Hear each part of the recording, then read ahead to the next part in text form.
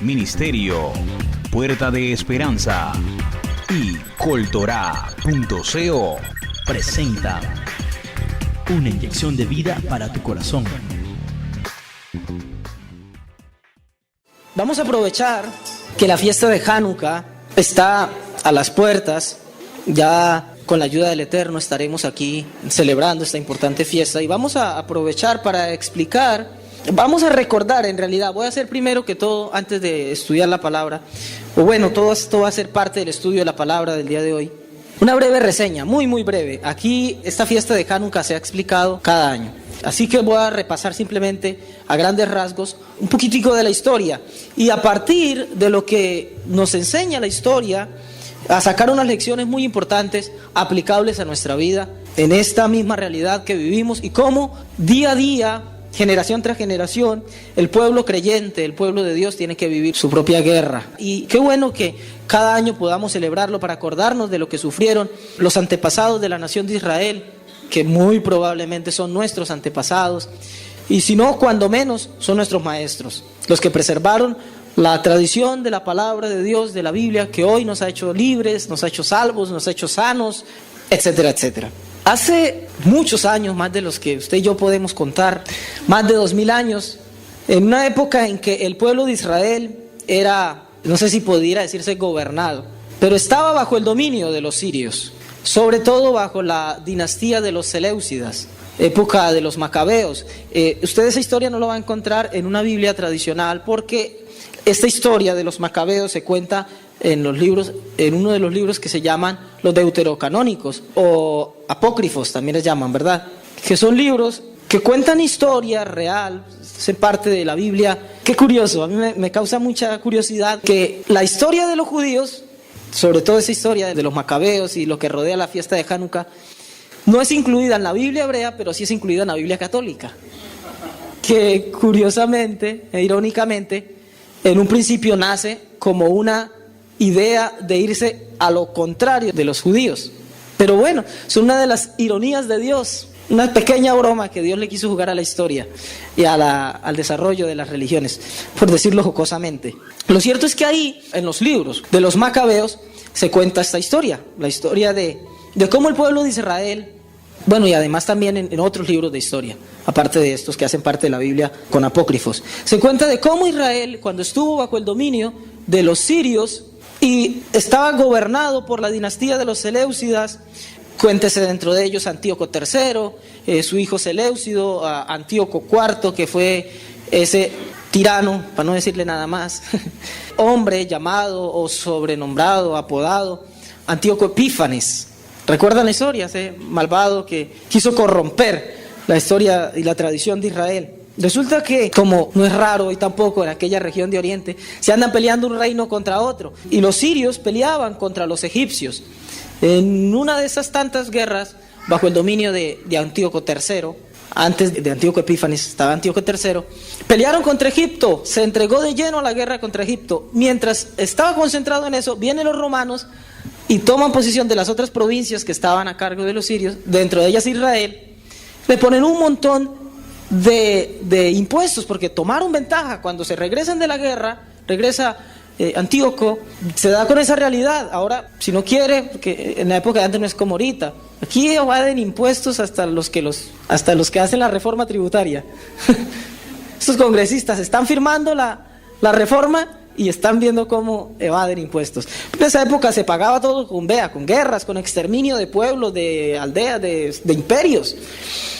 Entonces, al muy inteligente Antíoco le da por decir, bueno, yo no voy a sacar de mi tesoro esos impuestos. Aprovechemos que Israel hace parte de nuestro gobierno y vamos a saquear nada más ni nada menos que el tesoro del templo. Y quiso pagar esos impuestos con esos tesoros. Obviamente siempre hay dentro de un pueblo personas y líderes que a pesar de la imposición y de que puedan reconocer que está en una situación de inferioridad, una cosa es reconocerse inferior y otra cosa es negar los principios. Y no faltó el sumo sacerdote Yohanan, por ejemplo, que levantó la voz de protesta y dijo, esto no va a ser así. Piden impuestos a la gente, hagan lo que sea, pero se van a meter directamente con el templo del Dios viviente, van a saquear el templo, el tesoro del templo, y empieza la revolución. Y curiosamente esto pasa con Israel, ha pasado a lo largo de la historia con Israel. Israel usted no va a ver, como le decía ahorita, no nos van a ver a nosotros haciendo proselitismo en las puertas de ninguna iglesia. No nos van a ver clavando las 95 tesis en ninguna catedral. Sí, usted tampoco va a ver a los judíos imponiendo su religión, pero quieren que por lo menos les deje vivir la de ellos. Ellos no anduvieron, nos invadieron los sirios, no vamos a ir a ganarnos a cada sirio. A pesar de eso, no faltaba el general que se veía, miraba la religión, la tradición, la espiritualidad del pueblo de Israel y se unía a ella. Así pasó cuando el Imperio Romano. Cuando el Imperio Romano viene el maestro, en una época en que Israel está siendo gobernada por el Imperio Romano, que vino precisamente después de ese gobierno sirio o greco-sirio. Y ustedes se encuentran que habían centuriones que venían a buscarlo, centuriones romanos, soldados, gobernadores importantes. Pilato tenía su sospecha. La esposa de Pilato le dice: ojo con lo que hace con este hombre, me parece que es como un justo. Recuerdan también cuando a Pablo lo tenían encarcelado y que le da su discurso a Agripa y el hombre le dice: por esto y me persuades a hacerme de los de tu bando. Pero nunca andaban haciendo proselitismo. El caso es que vienen los grecos-sirios, quieren saquear el templo y todo lo demás, y se opone Yocanán.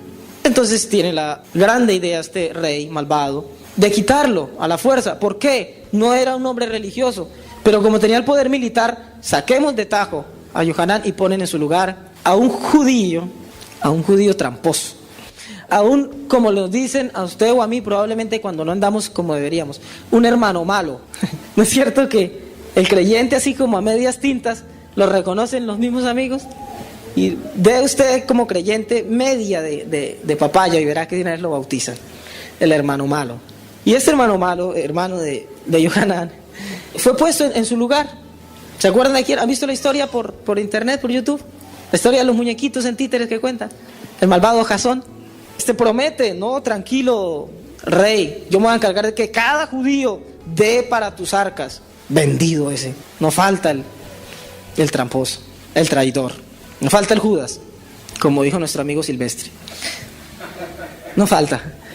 Y le promete ayudar a recaudar y quitarle el dinero a sus hermanos judíos, a sus hermanos de raza, a sus hermanos de patria, para darle a este malvado que vino a invadir. Bueno, se va es colocado otro judío malo que dijo: no, yo te voy a recaudar más dinero todavía que este Jasón. Total, pasa Antíoco como gobernante, pasa su hijo Seleucido, hasta que llega este malvado Antíoco Epífanes. Y ahí sí que la cosa se pone color de hormiga. Cuando Antíoco Epífanes hereda este gobierno, piense usted nada más cómo es que este Epífanes lo recibe como un sobrenombre, que significa, o bueno, lo decían jocosamente, le decían el loco, Antíoco el loco. Epífanes significa algo así como venido de los dioses o la manifestación de un dios. Probablemente algunos teólogos cristianos reconocerán este término. Se habla de epifanía en círculos de teología cristiana para referirse a cuando Dios se manifiesta carnalmente o algo por el estilo. Epifanías llaman, cuando Dios como que se materializa en un ser humano. Entonces este hombre, imagínense nada más el origen del término para que se imagine el origen del concepto dentro de la teología. Le decían Antíoco Epífanes porque él se creía que era una encarnación de un Dios. Es tremendo. Y hace demasiadas locuras. Viene, encuentra ya no uno, ya no dos, ni tres, sino muchos judíos asimilados en el helenismo, en la filosofía y en la cultura griega principalmente. Este imperio que les nombro, greco-sirio, era militarmente, digámoslo, sirio y filosóficamente griego. Recuérdense que para esa época venían de pasar los grandes, haga el paralelo, religión con historia. Era la época de los grandes filósofos, de Aristóteles, creo que para la época, por lo menos de Platón, de Sócrates, todos ellos. La filosofía en Grecia estaba en su furor y eso se regó por todo el mundo. Eso invadió al Imperio Romano, etcétera. Bueno, no les voy a dar clase aquí de historia ni de filosofía. Pero viene, consigue un montón de judíos que por las mismas guerras habían tenido que ir a todas estas naciones vecinas y se habían asimilado y habían adquirido este estilo de pensamiento. Usted sabe que el estilo de pensamiento de la Torá, la cultura bíblica, es la espiritualidad, darle más importancia a la mente, al espíritu, a los valores internos. Pero ¿cuál era el ideal de aquella época? La presencia, el cuerpo, los gimnasios, fíjense, ese movimiento ahorita que todo el mundo quiere ir al gimnasio y tener el supercuerpo no está nuevo, es viejo, por eso yo no voy.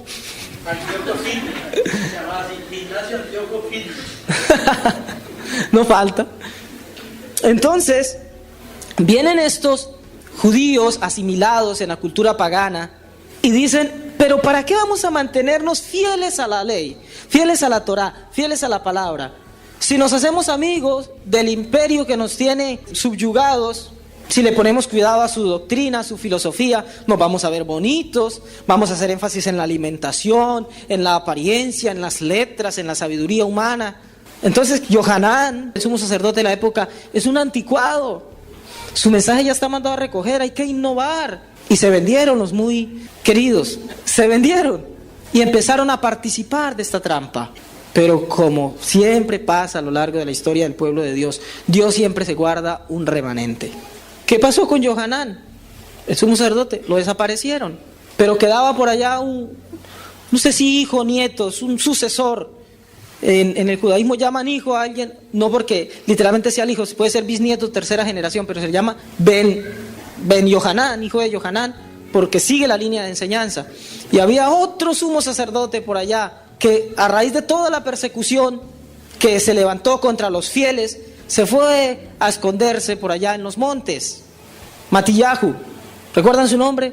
Probablemente no. El sumo sacerdote Matillahu, descendiente de Yohanan. Y él vivía en una aldea llamada Modiín. Verdad, sí, para que de pronto se relacionen más. A Matillahu se le conoce como Matatías, sumo sacerdote Matatías. Anciano también él ya para la época en que estaba Antíoco Epífanes. Y él vivía en una aldea llamada Modiín. Y hasta allá llegó la persecución. Era un imperio que dijo, y muy inteligente, vea, la persecución a Israel se la han hecho siempre. Al creyente siempre le hacen persecución, analícelo usted. A su vida siempre puede haber gente mala en el trabajo, en su empresa, que hace las cosas mal, que es deshonesto, pero la gente se alía. Pero vaya usted, deje saber que es creyente y verá que le forman la perseguidora. Pero lo grave del asunto en este caso es de que se dieron cuenta que persiguiéndolos, diciéndoles no pueden tener su religión, tanto que les prohibieron celebrar Shabbat, les prohibían circuncidar los niños, los obligaban, iban y los sacaban y los obligaban a hacer cosas que está prohibido hacer en el día de reposo, simplemente para hacer que blasfemaran de su fe, para que todos los demás vieran eso. Era terrible. Se dieron a la tarea de convencer a todos estos que como que les llamaba la atención, coqueteaban con el helenismo, con la filosofía y con aquella cultura pagana. Vamos a convencerlos. Y ahí casi que vencen. Porque como dice el dicho por ahí, si no puedes con el enemigo, únete. No podían destruirlo, entonces ¿qué? Hagámonos amigos, convenzámonos, ganémonos su corazón. Y por ahí les iba funcionando la cosa. Les prohibían estudiar Torá, y de ahí usted ve la tradición que en Hanukkah jugamos a la pirinola. ¿Cómo es que se llama en hebreo? Dreidel. Era el precursor de la pirinola moderna. Ponía a dar vuelticas en la cosita y caía en cierta letra. Entonces los niños aprovechaban. Cayó por tal letra, vamos a estudiar Torá. Esa era la excusa, que no... ¿Están estudiando Torá cuando venían los soldados? No estamos estudiando Torá, estamos jugando la pirinola. Está bien, jueguen, nos interesa eso, que gasten su tiempo jugando. Se iban los soldados, iban los perseguidores. Bueno, te cayó la Gimel, a ver, un texto con la Gimel. Imaginándome un poco. Pero jugaban, les tocaba así para poder estudiar Torá. La persecución era bárbara. Tenemos que acabar a esta gente, porque el fuerte de esta gente es la religión. Que pudieran decir de nosotros eso nuestros enemigos, ¿verdad? El fuerte de esta gente es su fe. Que pudieran decirnos a nosotros, hemos visto muchas comunidades y pueden caer, pero esta gente es fiel, porque vea, como 6-7 veces al año los vemos en fiestas. Que pudieran decir eso de nosotros y no que digan, ve, este no es que es de las raíces hebreas, lo vi en el centro comercial al lado del Papá Noel tomándose la selfie. Me disculpa si a alguien le cae, no sé.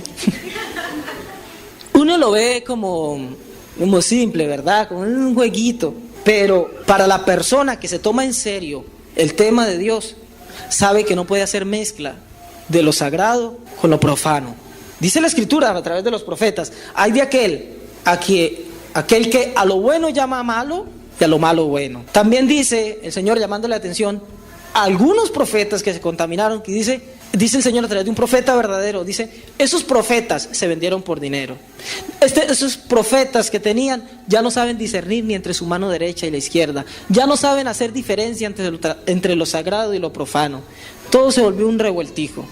Que no nos pase a nosotros. Que no nos pase como por ahí vi hace unos días un video. Y es que Chris Hanukkah. ¿Cómo es Krisnuka? Krisnuka. Una mezcla entre Chris por Christmas, de Navidad en inglés, y Nuka por Hanukkah. Imagínense la barbaridad. Es la antítesis de lo que significa la fiesta.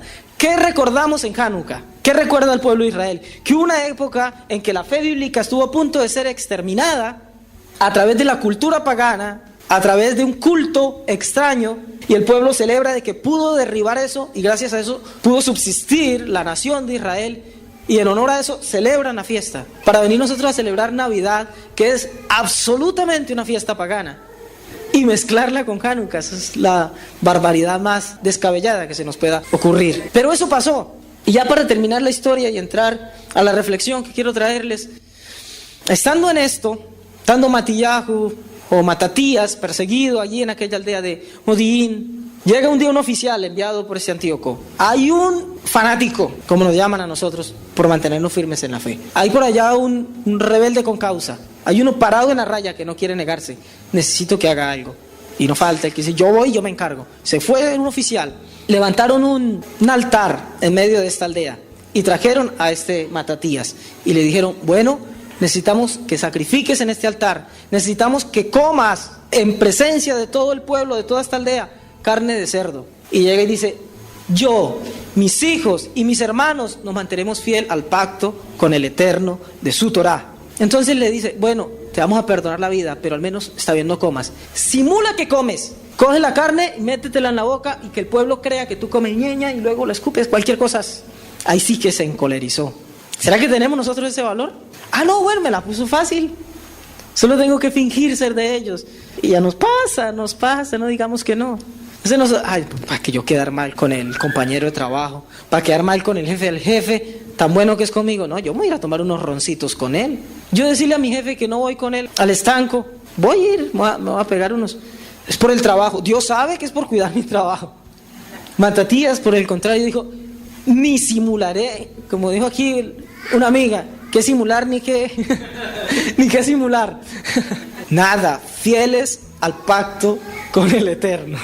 Entonces, viene un judío de estos vendidos, de estos tramposos, de estos mentirosos, un hermano malo, y dice, yo, judío también, le voy a mostrar las bondades de asimilarnos, las bondades de hacernos amigos del enemigo.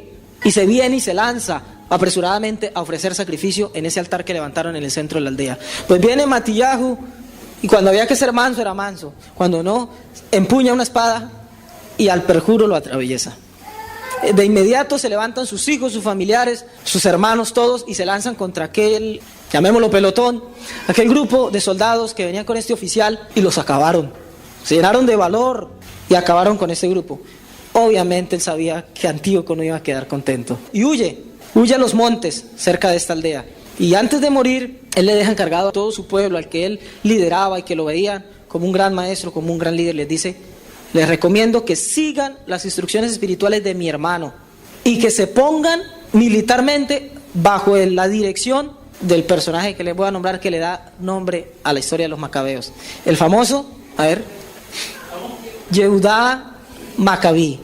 Le decían Yehudá Macabí porque Macabí se forma de las primeras letras, un crónimo que formó un nombre, ¿verdad? Crónimo en hebreo de Mikamoja Baelim Adonai. ¿Quién como tú, oh Eterno, entre los dioses? ¿O quién entre los dioses? ¿O quién es como tú, oh Adonai? Diferente manera de traducirlo. Entonces, de ahí de Mikamoja Baelim Adonai se formaba Macabí. Entonces, por eso le decía Yehudá Macabí. Todos los que le siguieron, sus hermanos, sus amigos, le llamaban los macabeos. Pero yo sé que hay algo que probablemente le quedó en su mente y que quiero también explicar antes de reflexionar un poco.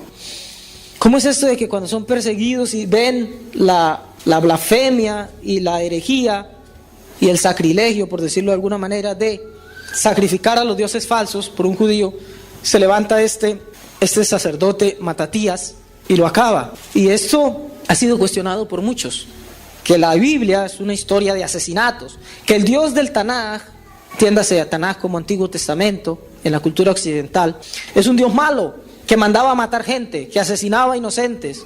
¿No lo escuchan?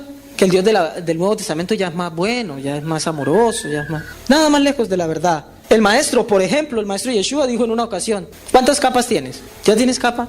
¿Tienes una de sobra por ahí? Véndela y cómprate una espada. Porque va a llegar la época de la espada. Pero él también dijo, ¿tienes 2 espadas? Bueno, con eso es suficiente. Va bien, compre el resto en pan. Hay la época para la paz, pero la época para luchar. Y encontramos una realidad en la Escritura, en los Salmos. Por ejemplo, el Salmo 94 dice, eterno Dios de las venganzas. Dios de las venganzas resplandece. Engrandécete, oh juez de la tierra. Da el pago a los soberbios. ¿Hasta cuándo los impíos? ¿Hasta cuándo, oh eterno, se gozarán los impíos? ¿Hasta cuándo pronunciarán? Hablarán cosas duras y se vanagloriarán todos los que hacen iniquidad. A tu pueblo, oh eterno, quebrantan y a tu heredad afligen. A la viuda y al extranjero matan y a los huérfanos quitan la vida. Y dijeron, no verá a Hashem, ni entenderá el Dios de Jacob. Entended, necios del pueblo, y vosotros fatuos, ¿cuándo seréis sabios? El que hizo el oído no oirá, el que formó el ojo no verá, el que castiga a las naciones no reprenderá. ¿No sabrá el que enseña al hombre la ciencia? El Eterno conoce los pensamientos de los hombres que son vanidad. Dice el versículo 16. ¿Quién se levantará por mí contra los malignos? ¿Quién estará por mí contra los que hacen iniquidad? Si no me ayudara el Eterno, pronto moraría mi alma en el silencio. Mas yo decía, mi pie resbala. Cuando yo decía, mi pie resbala, tu misericordia, oh Eterno, me sustentaba.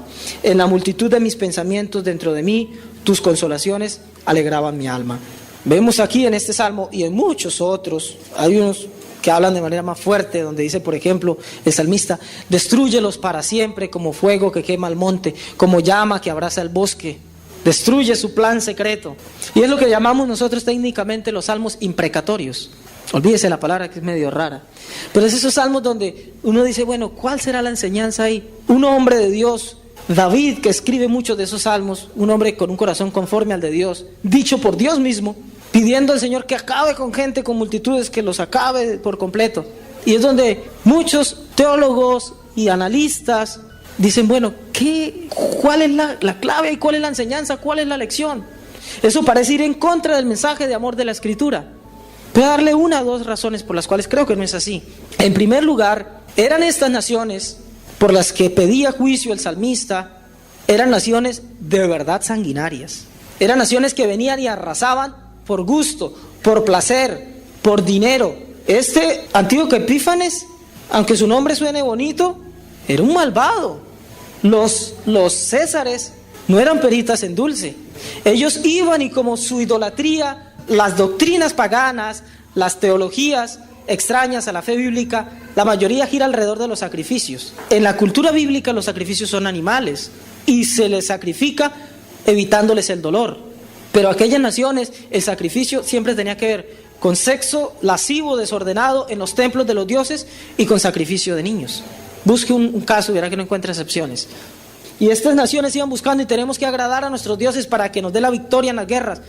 Invadían una aldea, una ciudad, lo primero que echaban mano eran los niños. Y vea, a Moloch y a diferentes deidades paganas que reclamaban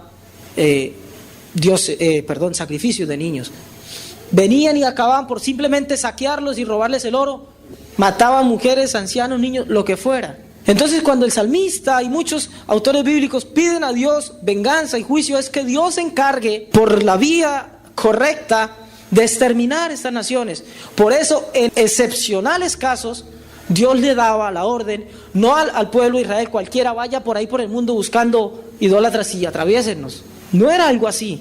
Pero Dios le daba la orden al rey de acabar con ciertas aldeas. Ahora, en 6.000 años de historia, eso es poco. En muy casos muy contados donde Dios ordenaba eso, para evitar un mal mayor a la sociedad. Porque si el pueblo de Israel no acababa con alguna de estas naciones, con algunas de estas culturas dedicadas a estos sacrificios, incluso la raza humana estaba en peligro de exterminio, porque eran naciones verdaderamente sanguinarias. Entonces, eso para explicar parte de lo que significan estos salmos imprecatorios, estas escrituras donde Dios permite que se acabe con una cultura.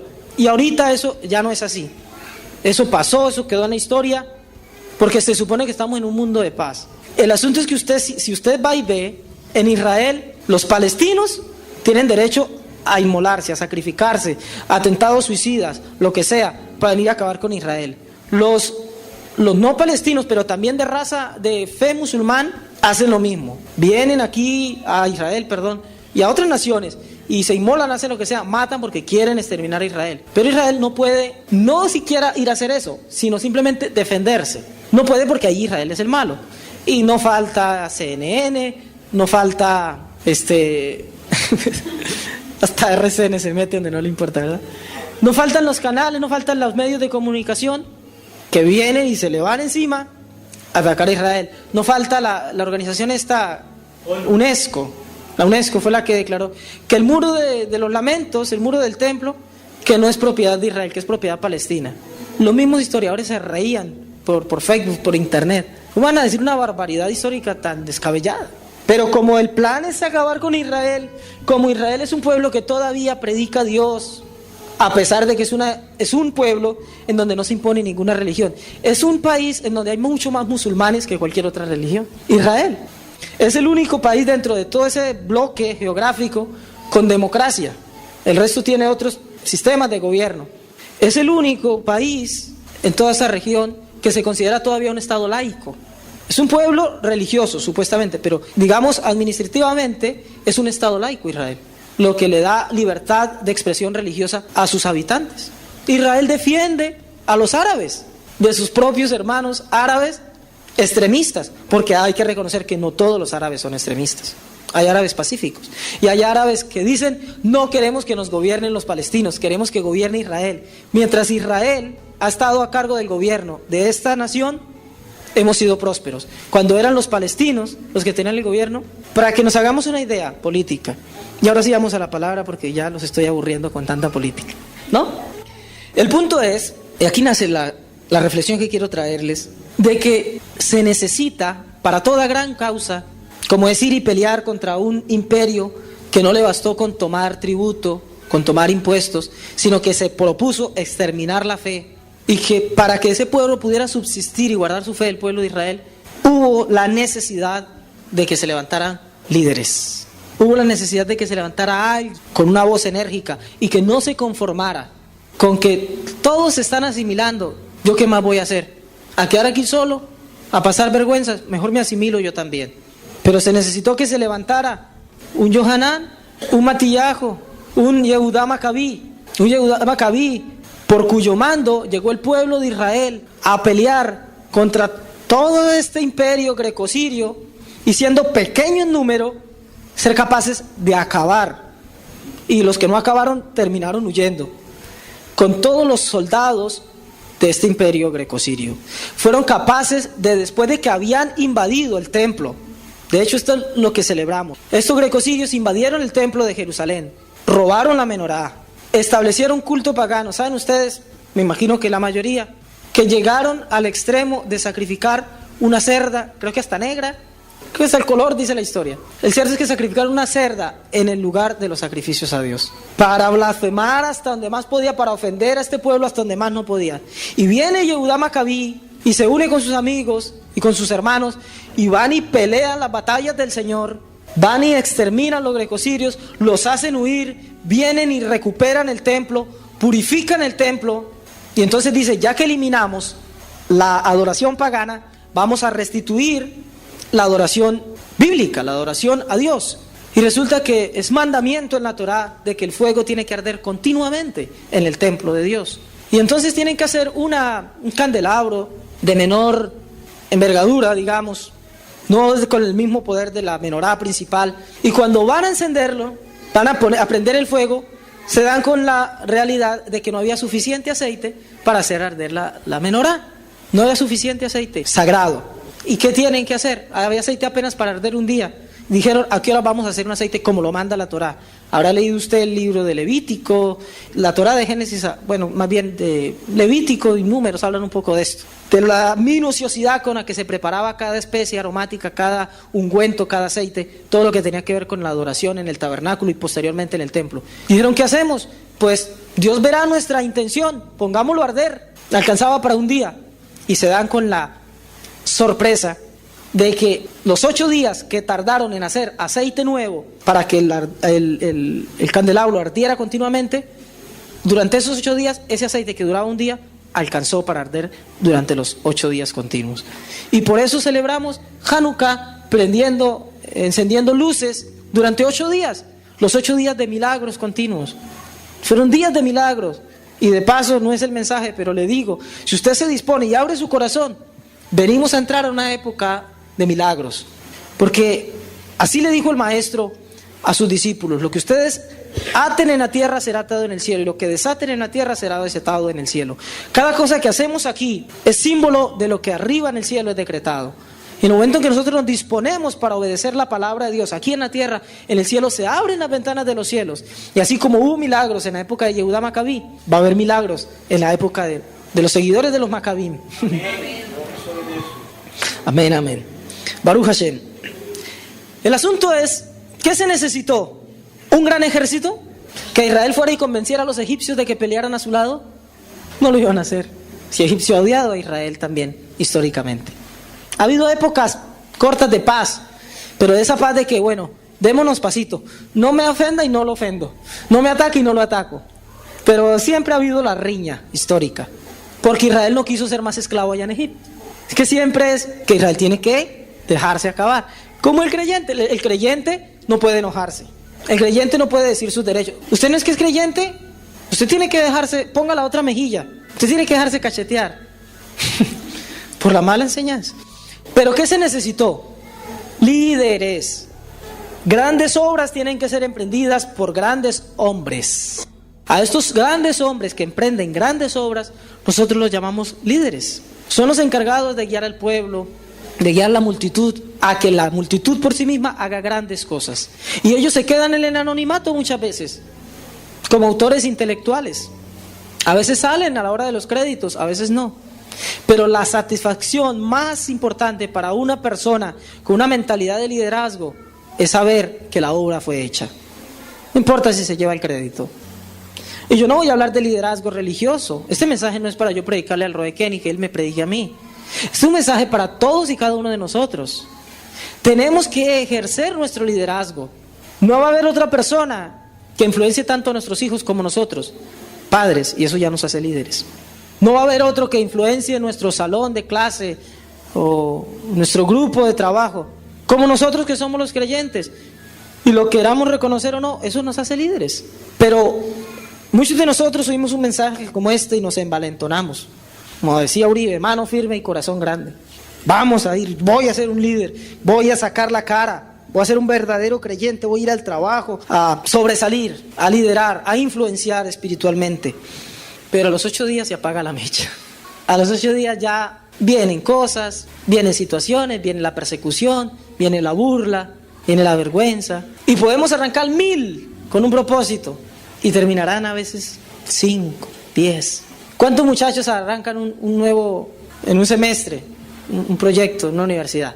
Hacer una carrera, normalmente como 40, 50, 60, ¿cierto? Al tercer semestre ya no va ni la mitad. Vamos al octavo, ni el 30%. He sabido que muchas veces de los que arrancan, a veces uno se gradúa. Otros cambian de carrera, renuncian a la carrera, homologan, hacen lo que sea, se quedó un semestre, se quedó otro, se quedó en materias, lo que sea, o se quedó en la vida. Pero de los que empiezan, Mafe, ¿con cuántos empezaste a estudiar periodismo? 120.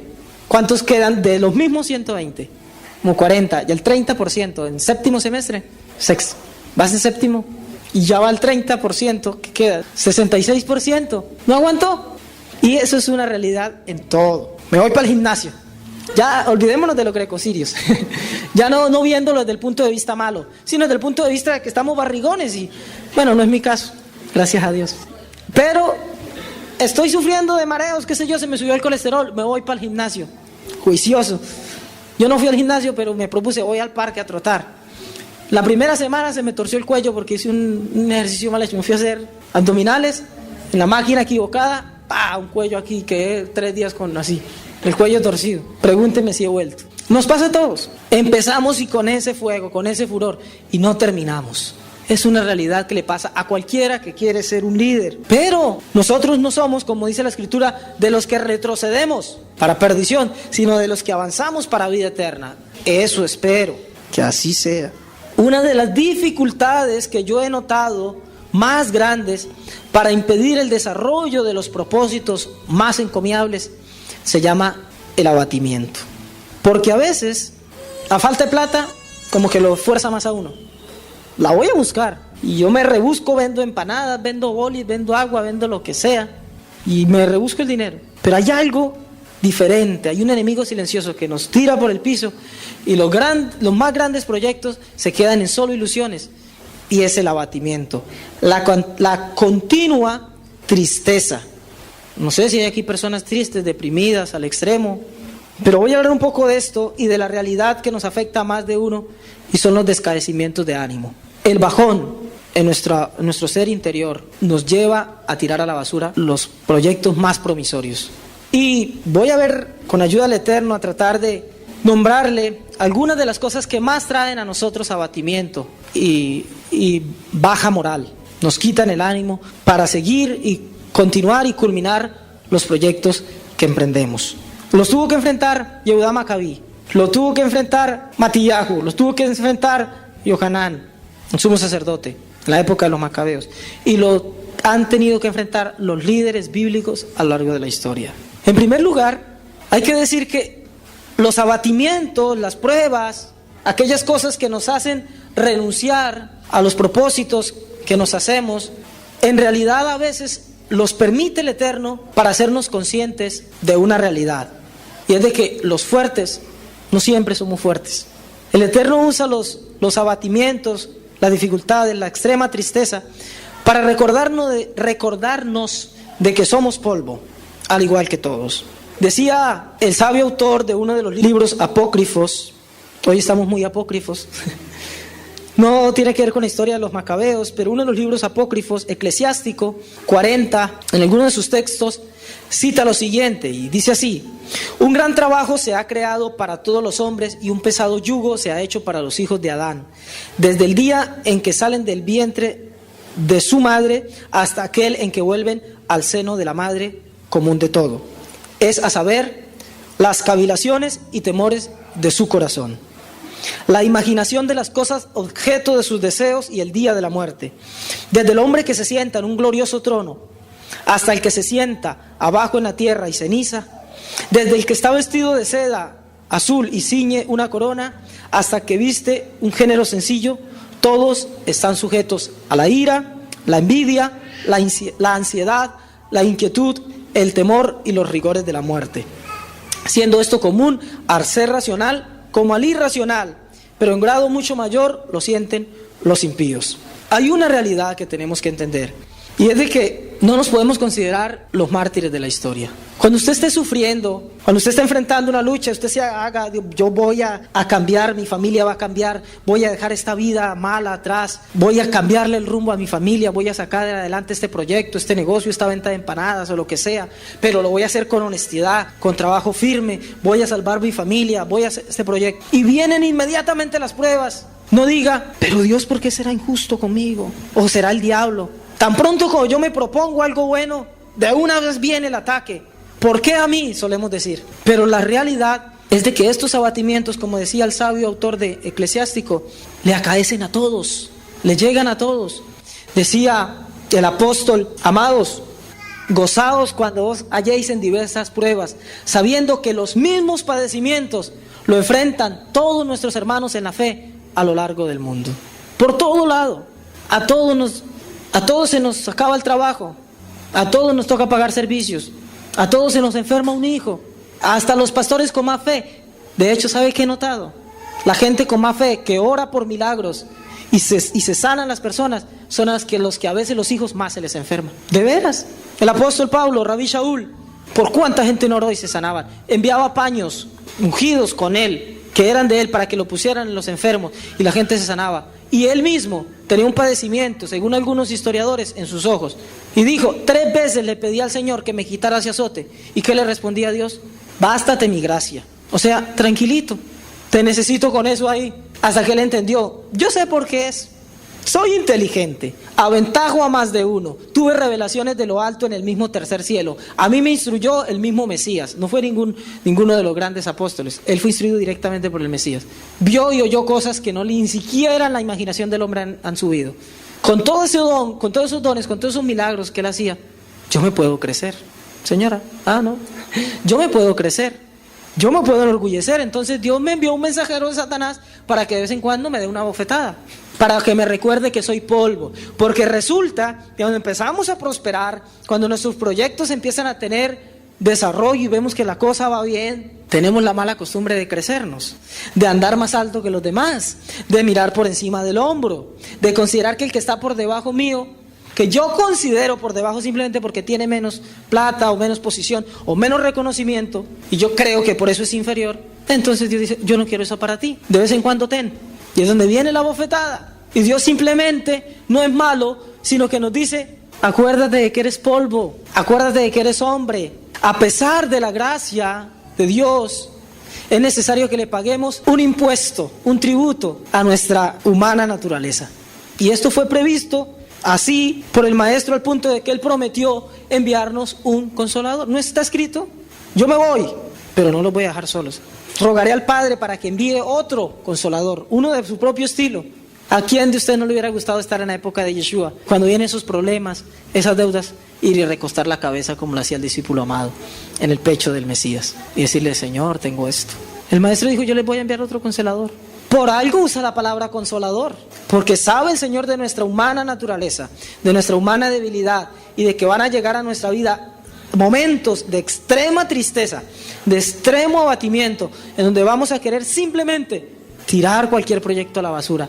Y esto sí que nos toca vivirlo los líderes. Ahorita le voy a dar algunas de las razones por las cuales los líderes se ven en estos abatimientos. En segundo lugar, es importante para comprender, los abatimientos son importantes para comprender la importancia del sufrimiento que motivó inicialmente una causa. Te explico. ¿Qué nos lleva a generar un proyecto? Una necesidad. ¿Por qué yo digo voy a sacar adelante a mi familia? Porque ya está perdida. ¿Por qué yo digo voy a poner un negocio de venta de empanadas? Porque no hay ni empanadas en la casa para comer. Entonces, ¿por qué Dios permite abatimientos? Para recordarme, incluso cuando las cosas están saliendo bien. Dios dice, ojo, acuérdate que le dio inicio a tu causa. ¿Qué te llevó a levantarte y a decir, voy a ser un Yehudá Macabí? Y voy a pelear contra los contrarios, contra el enemigo, los demonios, contra lo que usted pelee. Una causa, una necesidad.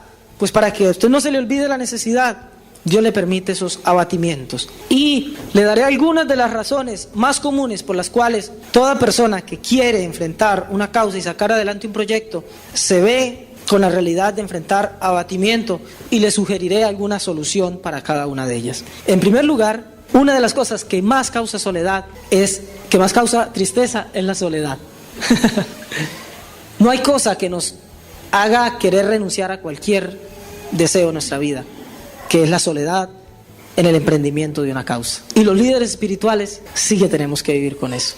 Cuando se llega aquí un martes a las 5 de la tarde y vamos a empezar la reunión de oración y nos miramos con el rey y nos toca orar solos uno con el otro, uno quisiera ver a la gente aquí orando, la gente que dice, hermano, ore por mí, estoy en tal situación.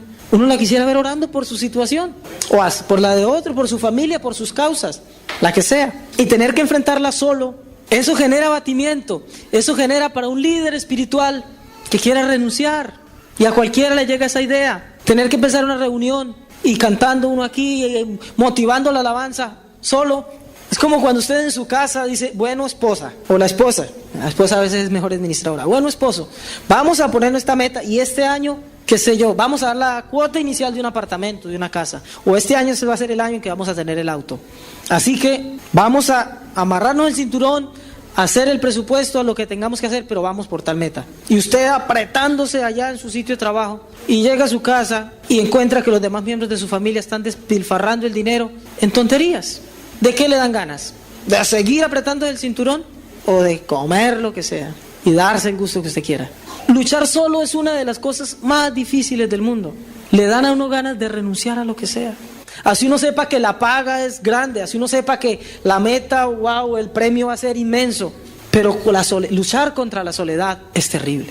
Y eso es una de las mayores causas por las que nosotros renunciamos a cualquier plan, a cualquier propósito, a cualquier proyecto. Yehudá Macabí, el de los macabeos, la historia que les resumí hace un rato, él era el único líder prominente. Él llegó a una época en que dijo, estoy solo y si no me levanto yo, ¿quién? Y si no es ahora, ¿cuándo? El sumo sacerdote Yohanan, todos mis hermanos judíos o la mayoría se están corrompiendo. Mi hermano Jasón me dio la espalda. Otro hermano le dio la espalda. Se están corrompiendo todos. ¿Qué voy a hacer? ¿Voy a renunciar? No. Se necesita de alguien que se levante. Y eso que nosotros vemos como una gran dificultad y que nos genera extremo abatimiento, extrema tristeza, descaecimiento de ánimo, a veces sin que usted se dé cuenta, nos deja ver una de nuestras mayores fortalezas. Y la solución es verlo con los ojos que el Eterno lo ve. Cuando el Maestro escoge a sus discípulos en una de sus primeras misiones, ¿cómo los envió? En parejitas, de 2 en 2, ¿verdad? Pero yo me pregunto, ¿quién era la pareja para el apóstol Pablo? ¿Quién le aguantaba al nivel espiritual de Rabí Shaul? ¿Demas? ¿Lucas? ¿Silas? ¿Priscila y Aquila? ¿Apolos? ¿Quién le aguantó el nivel? ¿Juan Marcos? ¿El que los dejó tirado? ¿Bernabé acaso? Todo el tiempo se le iban pegando a amigos y compañeros de ministerio y nadie aguantaba el nivel.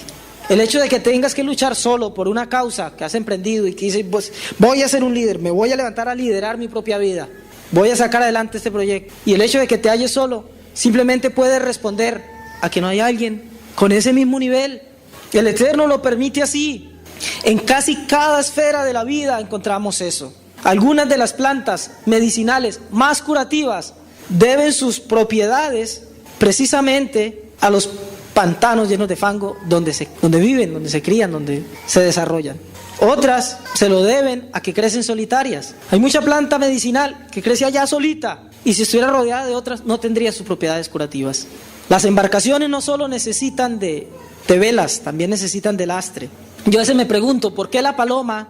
¿Se acuerdan de la paloma que sacó Noé cuando el arca? ¿Se acuerdan que volvió con una rama de olivo? Si había una rama de olivo, era porque ya había donde quedarse. ¿Por qué volvió?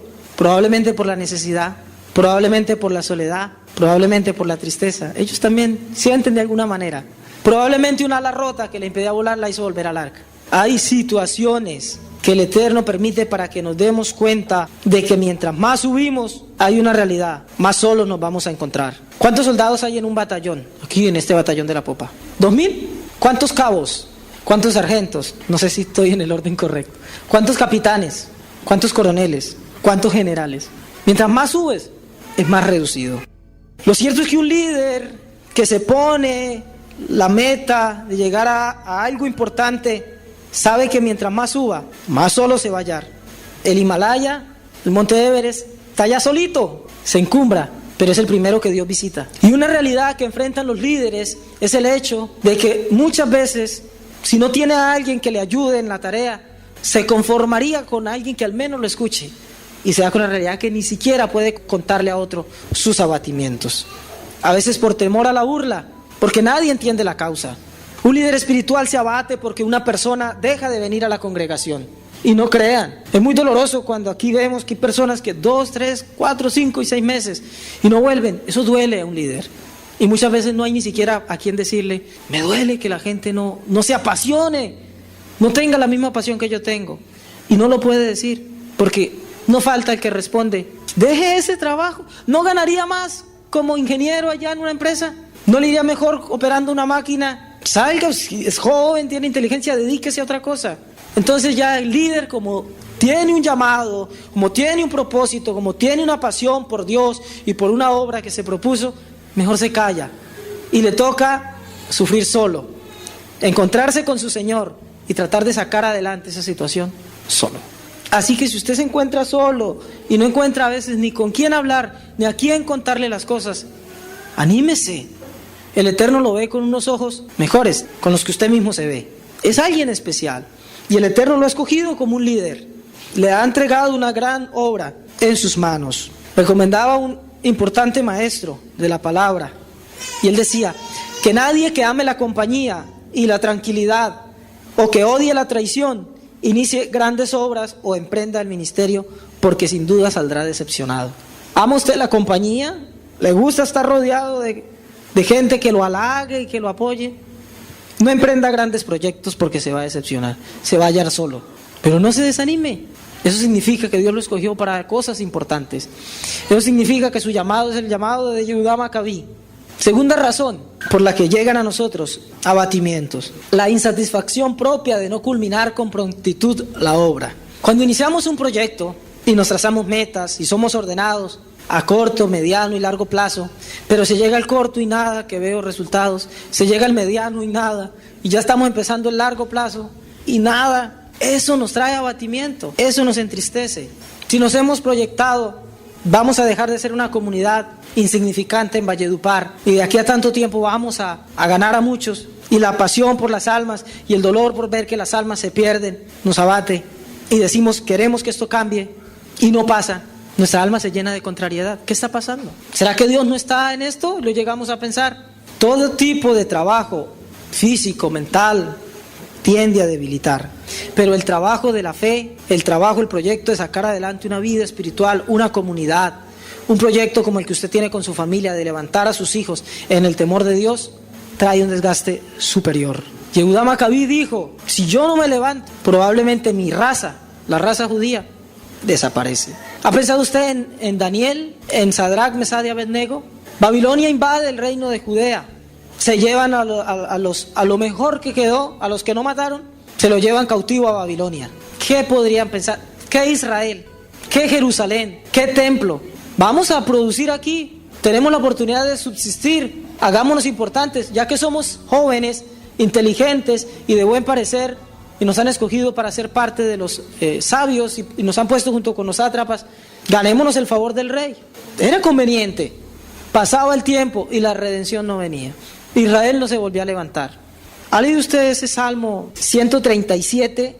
Vea lo que dice: junto a los ríos de Babilonia, allí nos sentábamos y aún llorábamos, acordándonos de Sión. Sobre los sauces en medio de ella colgábamos nuestras arpas.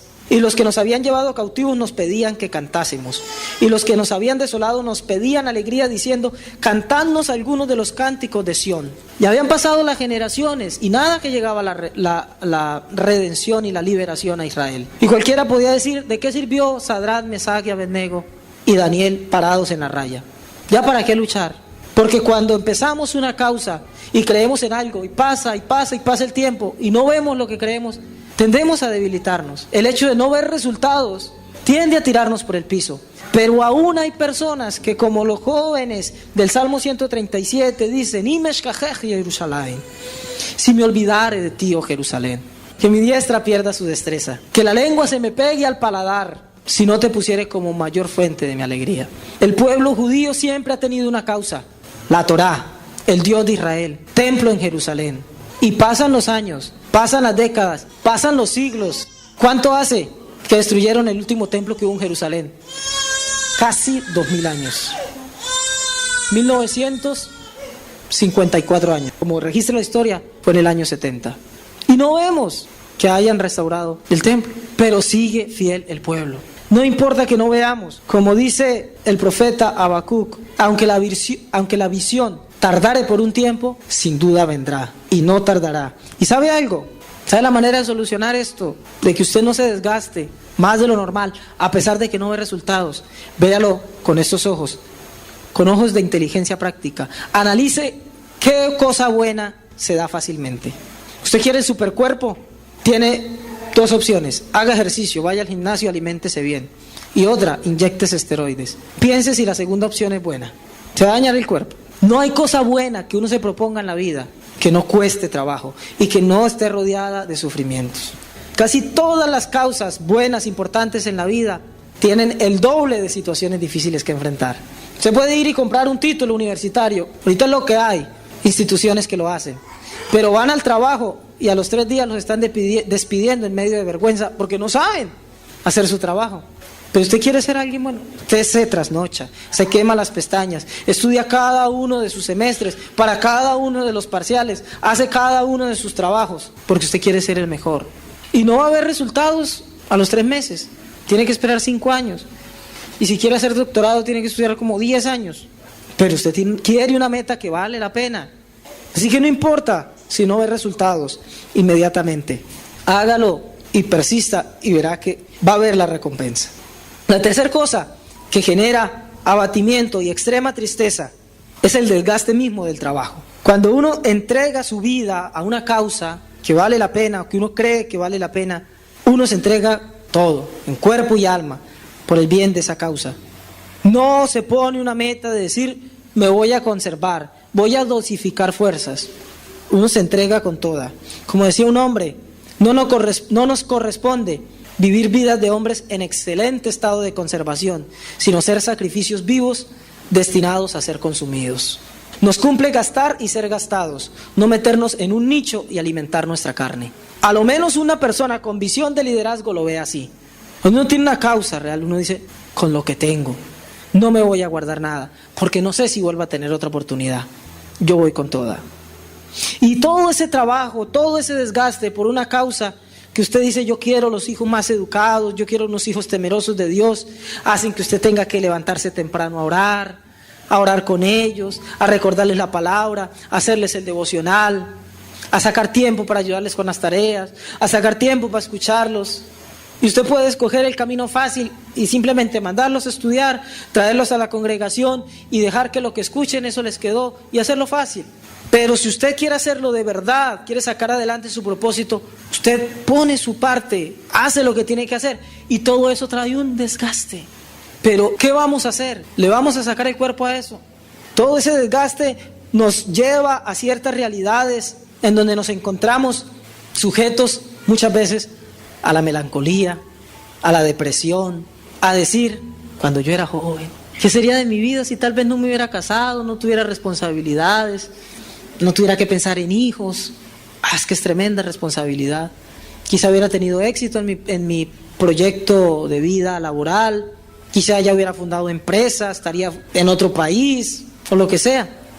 Y nos vemos sujetos a estos estados, ¿verdad?, de melancolía, de tristeza, y eso nos lleva a decir, como que quiero renunciar a mi causa.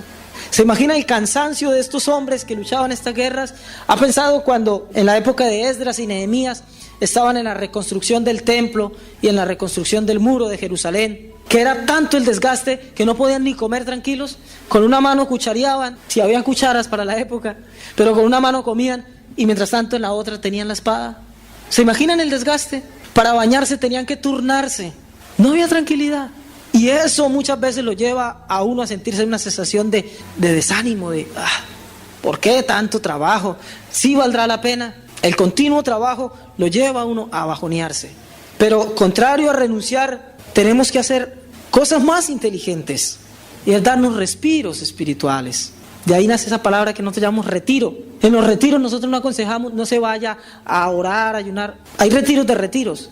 Cuando una persona está totalmente sobrecargada, a líderes espirituales se les recomienda, hermano, retírese, vaya a nada, a dormir. ¿Se acuerdan de Elías, el valeroso profeta? Por la misma fe que estaba a punto de morir, va y se enfrenta a 400 profetas de Baal. En medio de la batalla que se hizo, del reto que les hizo por la fe verdadera, se llena de valor del cielo y acaba con todos esos profetas falsos. Valiente, muy valeroso. ¿Qué viene después de esto? El abatimiento. Viene y le teme a Jezabel. Acaba con 400 profetas falsos y viene a sentir temor de una sola mujer. Tremenda la mujer, ¿verdad? Y va y termina en una cueva escondido. En retiro, no hacía nada. Era alimentado por cuervos. De allí sale y es alimentado por una viuda. El gran profeta Elías. A un retiro. Tantos fue su sensación de abatimiento y de descaecimiento de ánimo que le decía al Señor, Padre, quítame la vida, porque no soy mejor que mis padres. Cansado del trabajo. Pero entonces nos corresponde hacer cosas más inteligentes y que sin duda nos van a ayudar a producir más que muchas veces estar todo el tiempo ahí trompeando y trompeando la vida. ¿Qué hace un pintor cuando no está pintando? Lava sus pinceles, los arregla, los retoca. ¿Qué hace un herrero cuando no está produciendo herramienta? Arreglando la suya. Nos corresponde a nosotros cuando no estamos enfrentando la vida y desarrollando el trabajo con el cual queremos alcanzar nuestra causa, dedicarnos a nosotros mismos y decir, mi mejor herramienta es esta y esta. Voy a trabajar en mi mente y en mi corazón. Voy a dedicarme a meditar, a descansar, a no estar todo el tiempo peleando contra la adversidad, sino a descansar en Dios. Voy a dedicarme tiempo a mí mismo. Lástima que no vino hoy el señor Rafael Abello. Me voy a comprar unas vitaminas a Rafa Abello para alimentarme la mente. Nos corresponde. ¿Cómo vamos a descuidar nuestra principal herramienta, que somos nosotros mismos? Hoy día ya no vendemos nuestro cuerpo, afortunadamente. Hoy ya no nos toca, para poder traer el pan a nuestra mesa, salir a todo el día a darle golpes al mundo, a romper piedras, a rajar leña, que eran las labores de antes, ¿verdad? Los leñadores, los picapiedras. Yo fui picapiedra, fui ya con máquinas. Ya no nos toca así, ahora nos ganamos la vida vendiendo nuestras ideas, ¿verdad? Vendiendo nuestra capacidad de solucionar problemas, vendiendo nuestra capacidad de administrar. Pues tenemos que cuidarnos y dejar todo el tiempo de querer andar produciendo y preocupados por el dinero y preocupados porque las cosas no están funcionando, y dedicar tiempo al retiro, a estar ahí a solas con Dios, a darle tiempo al tiempo, como decimos. Y ya para terminar, porque nos fuimos lejos en tiempo, le doy 2. No se las explicaré mucho, las doy para si tomaron apuntes, las tenga ahí entre sus ideas. Otra cosa que genera gran abatimiento es cuando la hora del éxito se acerca. Cuando la hora del éxito en una meta se acerca, viene a nosotros una sensación de tristeza. No sé si usted ha alcanzado alguna gran meta, un proyecto, el que sea. Para muchos una gran meta es comprarse una moto, porque solo la persona que la tiene sabe la dificultad para conseguirla. Cuando se acerca la hora que ya la va a tener, viene como una sensación de melancolía. ¿Sabe por qué el Eterno lo permite así?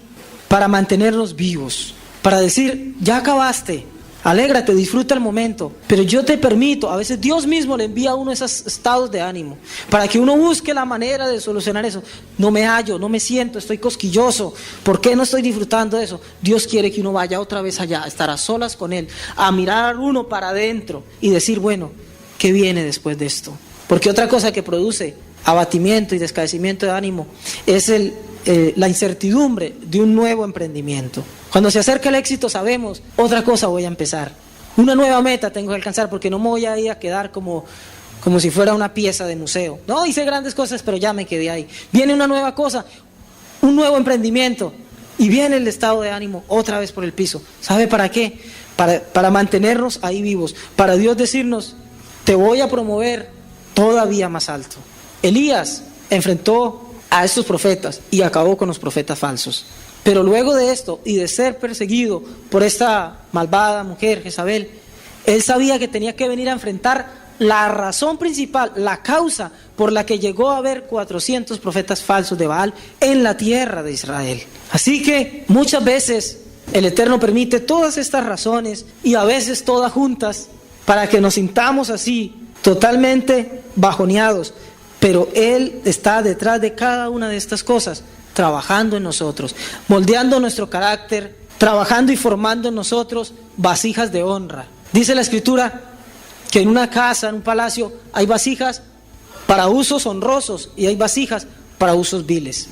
Hay vasijas hechas de materiales pobres, de barro, de madera, se hacen vasijas, pero hay vasijas que son hechas de oro, de plata. ¿De qué más metales preciosos hacen vasijas? De bronce, de cobre. Y estas son usadas para usos mucho más honrosos. Pero para formar una vasija de oro hay que trabajarle. Solo los que la saben hacer saben que hay que darle. Y hay que darle mazo. Pues probablemente el Eterno esté trabajando en nosotros para hacer vasijas para usos honrosos. ¿Usted quiere ser una vasija para darle a cualquiera de beber? Confórmese con poco. Pero ¿quiere ser una vasija para darle de beber al mundo entero? Prepárese para que Dios trabaje en usted. Y si llega un momento en que se va a sentir solo, sepa esto: un grano de fe y de confianza en el Dios que está detrás de esos sufrimientos, un grano de fe vale más que una tonelada de estímulos. Vale más que una tonelada de personas ahí al lado diciéndonos, qué bueno eres en lo que haces, uy, eres excelente. Dios permite que a veces no haya nadie que nos diga, oye, excelente mensaje, excelente la vida que vives, excelente tu ejemplo. Dios permite que todos ellos se vayan y nos sintamos solos, para que los estímulos desaparezcan y solo quede la fe de verdad. Un pequeño grano de fe, como dijo el maestro en su parábola, es como un grano de mostaza, que al principio es chiquitico, pero después se convierte en uno de los árboles más grandes del bosque. Pero una tonelada de estímulos, un montón de gente aduladora, es madera, heno y hojarasca. Que viene el fuego, viene la prueba, viene la dificultad, como la que enfrentó Yehudá Macabí, y no sirve, no se sostiene. La fe de Sadrach, Mesach y Abednego fue tan valiosa como el oro, que cuando los metieron en un horno ardiente, ellos salieron de ahí más blancos todavía, más limpios. Pues dijo el rey de la época, ¿no metieron a 3? Yo veo 4. Y es más, uno de los 4 tiene apariencia de ángel. De hecho, el original creo que dice apariencia de hijo de los dioses. Él veía algo, este rey pagano veía ahí pues algo extraño. Pero los verdaderos instrumentos de Dios que se enfrentan al desafío de la fe, que se enfrentan al desafío de los propósitos, dicen: yo voy a atravesar el fuego, de ahí voy a salir refinado. No le huimos al fuego, no decimos: Señor, no me mandes esta copa. Decimos como el maestro: si es posible que pase, pues que pase, pero yo no quiero mi voluntad, quiero la tuya, porque sé que si hago la tuya, de aquí saldré como vivo de entre los muertos. Esa es la voluntad de Dios. Ese es el mensaje de Hanukkah. Que no podemos estar esperando que se levante un Yehudá Macabí, sino que tenemos que levantarnos nosotros a ser Yehudá Macabí. ¿Habrá aquí Yehudá Macabí? ¿Habrá aquí Matatías? ¿Aquí habrá Yohananes? ¿Será que hay Yohanan aquí? ¿O será que por el contrario hay Jasón? ¿Nos van a dejar solos en esta lucha? ¿O se van a unir y van a decir: mi calmoja Baelino Madonai? ¿Quién como tú, oh eterno entre los dioses? Si usted es de lo que se apega a la causa, de los que no va a celebrar Navidad, sino Hanukkah, porque es la fiesta bíblica y alrededor de la Biblia, de los que no se junta con el mundo, de los que no va y se mezcla entre ellos, sino de los que oye la voz que dice: salid en medio de ellos, pueblo mío, y no os hagáis partícipe de la hora de sus juicios. Si usted de esos, se va a poner de pie y va a orar conmigo. Y va a orar como un valiente, como un líder, como un guerrero de Dios, como un Macabí, y le va a decir: Señor, ¿quién como tú entre los dioses? Amado Padre Celestial, mi camoja Baelim Adonai, ¿quién como tú, oh eterno, entre los fuertes, entre los poderosos? ¿Quién es como tú, que tomaste un puñado de hombres y los llevaste a vencer sobre muchos soldados entrenados? Quien tomaste, Señor, a un remanente de justos y los llevaste, Señor, a estar por encima de una multitud de impíos. ¿Quién como tú, que eres un Dios invisible, pero siempre presente, y llevaste a un pueblo creyente en ti a vencer a aquellos cuyos dioses son hechos de madera, yeso y diferentes metales? ¿Quién como tú, oh eterno, que siempre has escogido un pueblo pequeño para pelear contra muchos pueblos? ¿Quién como tú, Señor, que te ha placido escogernos a nosotros, pobres, pequeños, feos, sin dinero, sin recursos, sin muchos dones, y nos has puesto para avergonzar a grandes, a ricos, a poderosos, a estudiados? ¿Quién como tú, Señor, que escogiste a Israel y nos has escogido a nosotros de entre las naciones? Nadie es como tú, Padre. Gracias, Señor, porque a mí no me escogió un hombre, a mí me escogiste tú.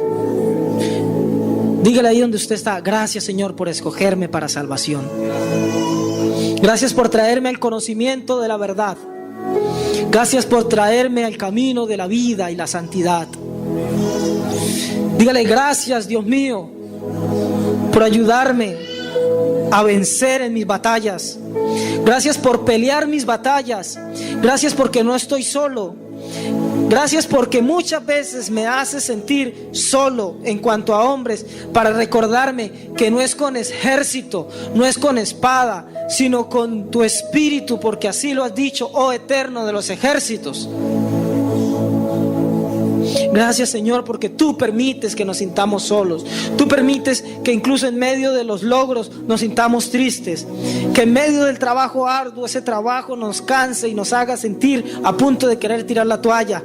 Y gracias por cada una de esas cosas que vienen a nuestras vidas simplemente para hacernos más fuertes, para moldear en nosotros ese carácter de liderazgo, ese carácter, Señor, de valientes que sobresalen, ese carácter profético, ese carácter, Señor, que insuflaste en Elías, en Eliseo, en Daniel, en Yehudá Macabí, en Yeshua, en Rabí Shaul, el apóstol Pablo, que renunció a sus títulos honoríficos, a sus títulos, quien renunció, Señor, a ser el más grande de su época, que pudo haber sido el más reconocido rabino, y dijo: yo Eso lo tengo por nada en comparación con ir a proclamar la fe en el Mesías, que se me apareció en el camino y me dijo: Saúl, Saúl, ¿por qué me persigues?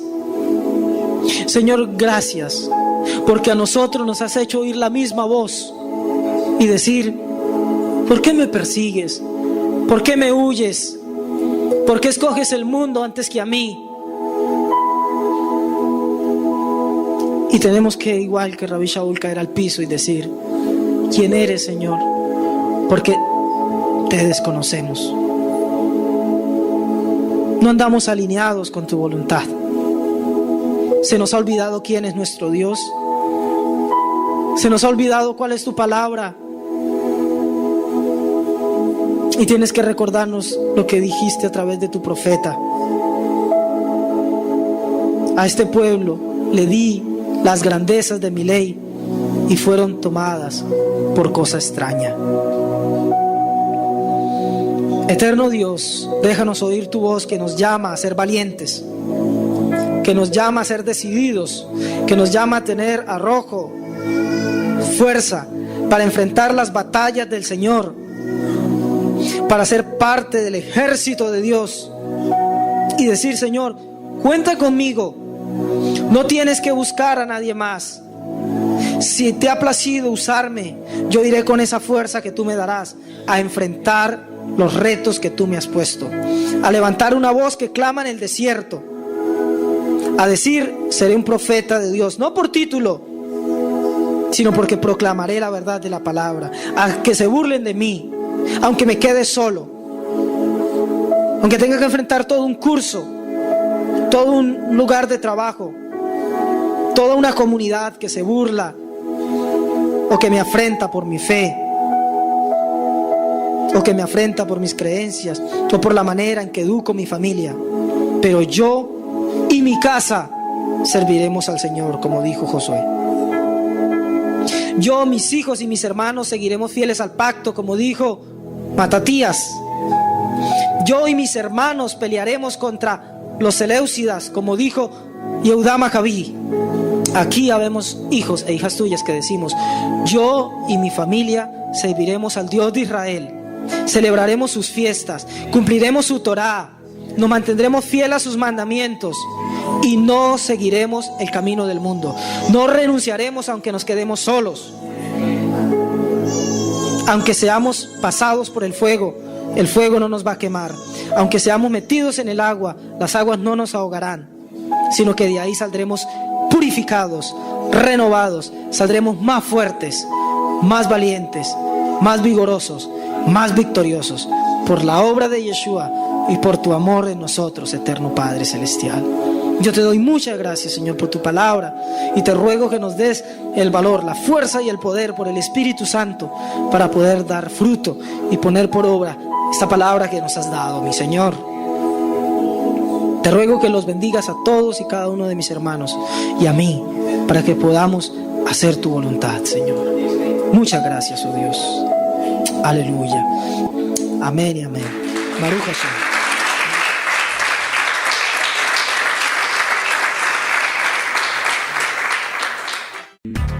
Ministerio Puerta de Esperanza y Coltorá.co presentaron una inyección de vida para tu corazón.